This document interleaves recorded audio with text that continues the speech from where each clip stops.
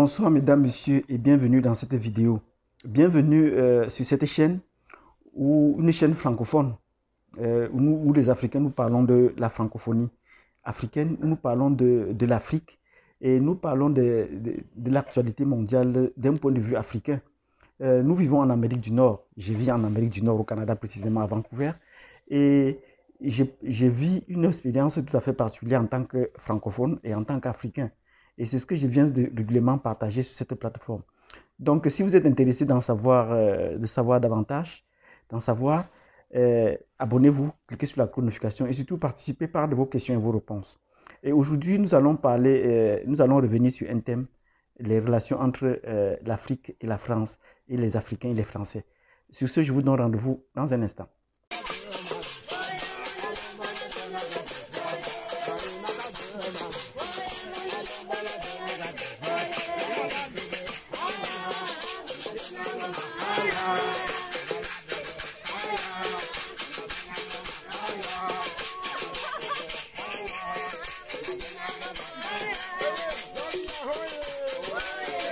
Bonjour, bonsoir chers frères et sœurs et bienvenue dans cette vidéo où nous allons parler du monde francophone. Et nous ne pouvons pas parler du monde francophone sans parler des Français. C'est important qu'on sache d'abord qui sont les Français, qu'est-ce que la France. Et d'après les discours qui nous ont été enseignés à l'école, on se rend compte que la France est un grand pays. C'est ça qu'on nous a enseigné à l'école. Et il y a un autre pilier sur lequel nous avons travaillé depuis peu, c'est la religion. Les Français, ils nous ont également transmis la religion. Nous allons nous appesantir sur ces deux aspects parce que ce sont les deux principaux piliers qu'il faut comprendre, maîtriser ou secouer pour essayer d'atteindre la vérité si vous recherchez la vérité.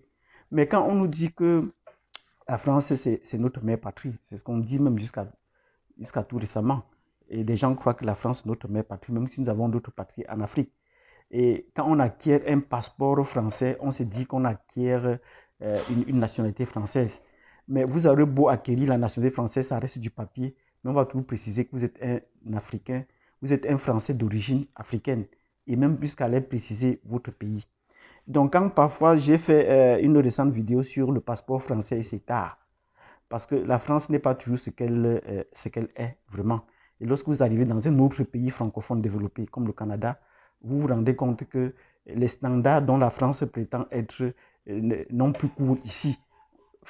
On ne fait rarement référence ici au Canada, on fait rarement référence aux standards français, même si on parle français ici, mais le système de pensée ici est plus anglo-saxon.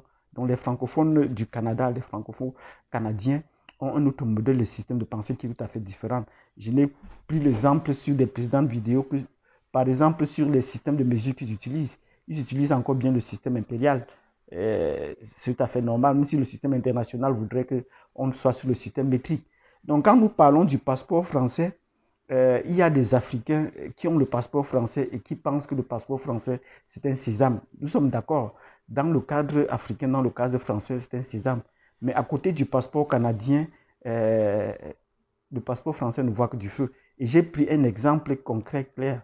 Depuis que je suis au Canada, je vois des Français, qui se plaignent du racisme, des autres francophones canadiens, et de deux, la plupart qui arrivent ici comme PVTistes, et ceux qui savent ce que cela veut dire, comprennent, sont dans un cheminement pour obtenir le passeport français.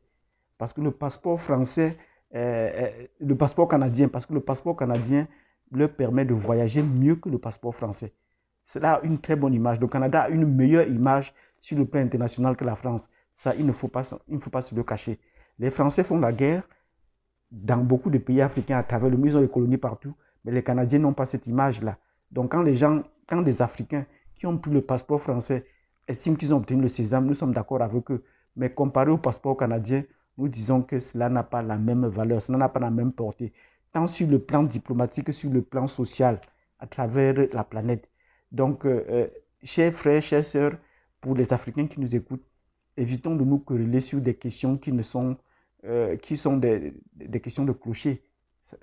Les Français eux-mêmes arrivent ici et prennent les passeports canadiens parce qu'ils savent qu'un passeport canadien vaut mieux que le passeport français. C'est une question d'image. Ici, ils ne peuvent pas défendre cette image-là. Je ne serai pas long dans cette vidéo. C'était juste pour apporter cette précision sur le passeport français et CETA. Le passeport français a ses tares. Ce n'est pas le meilleur passeport en Europe. Ce n'est non plus le meilleur passeport au monde. Donc, il faudrait qu'on se comprenne très bien. Et j'ai apporté des exemples précis. Ce n'est pas en Europe classé comme le premier passeport. Et au niveau mondial, ce n'est pas classé non plus comme le premier passeport. Sinon, les Français ne prendraient pas les autres passeports. Par exemple, le passeport américain déjà, mais particulièrement le passeport canadien. Je vous remercie pour m'avoir suivi jusqu'au bout. Si vous avez d'autres questions posées, nous y reviendrons sur ces éléments-là. Merci et vous donne rendez-vous à la prochaine vidéo.